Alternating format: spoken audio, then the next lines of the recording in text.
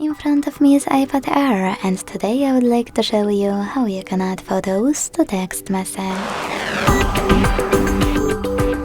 First of all, launch Messages app and select or create a chat.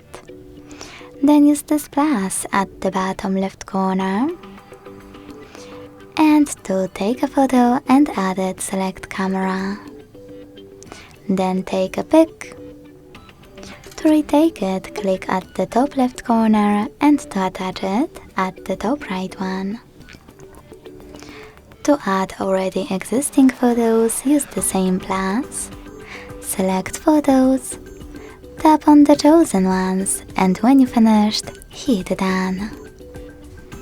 Thanks so much for watching. If you enjoyed this video, leave a like, comment and subscribe. Bye!